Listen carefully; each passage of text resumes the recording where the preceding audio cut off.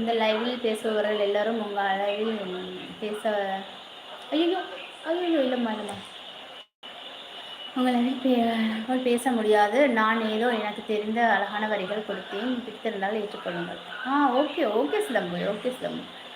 என்னவோ சந்தில் சிந்து பாடி இருக்கான். யாரு அவன்?